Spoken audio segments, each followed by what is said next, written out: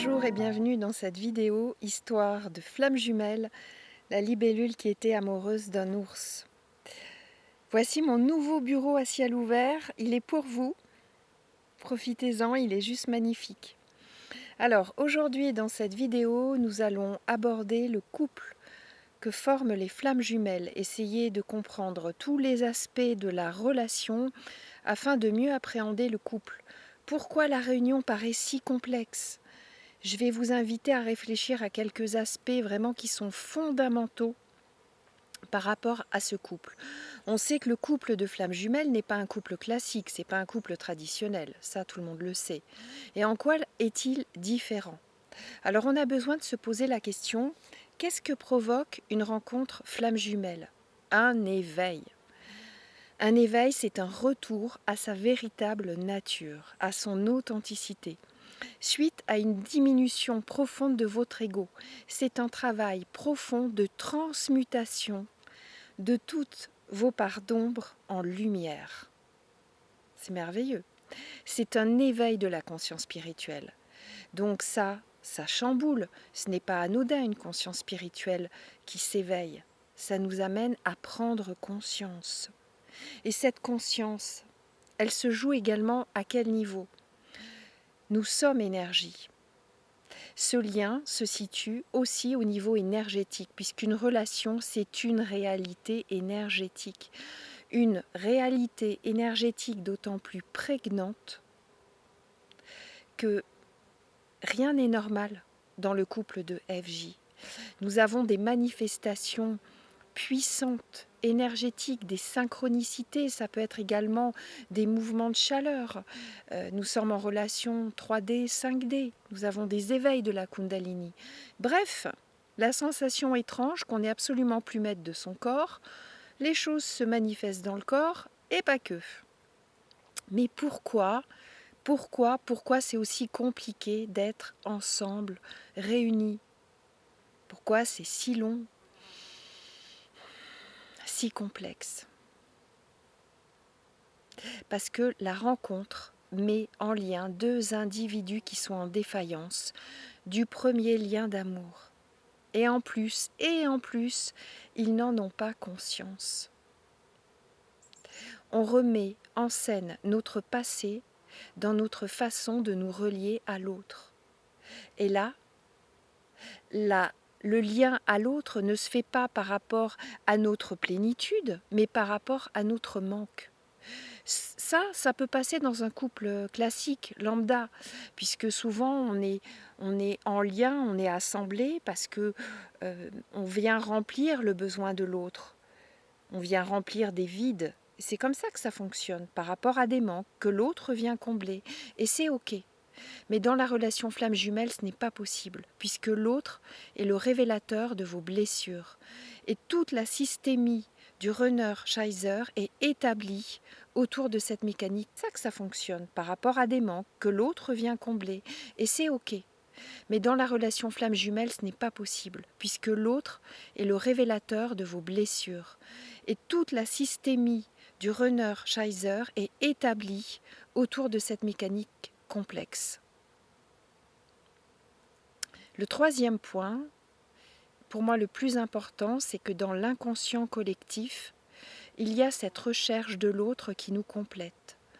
Le désir de l'autre a toujours existé à travers la rencontre amoureuse de tout temps. Elle a été fantasmée, cette rencontre. Elle a été espérée. Elle a été recherchée avec une intense émotion et elle a été surtout totalement idéalisée, puisqu'elle exauce deux vœux primordiaux, la fusion maternelle édénique et la complétude androgyne. N'oublions pas que dans tous les mythes autrefois, nous n'étions pas séparés.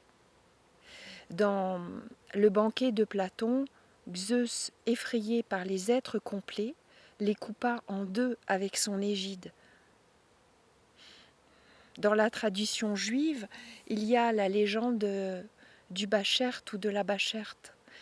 Ce que je veux vous dire, c'est que dans cet inconscient collectif, il est entretenu que l'amour est censé combler le sujet, c'est-à-dire le rendre présent à lui-même, dans une proximité fusionnelle qui va remplir tous ses vides, tous ses manques.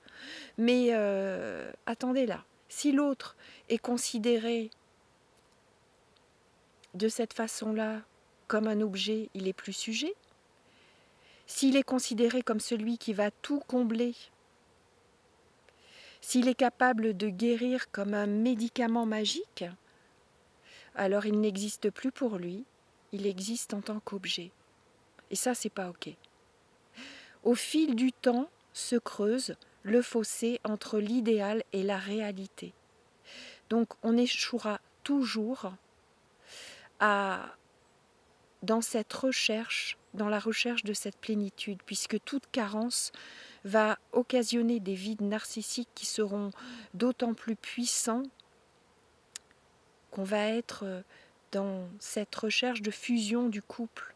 Et l'intensité de la quête elle est proportionnelle au désir de se sentir exister, au désir de se relier à l'autre. La plénitude n'est pas là.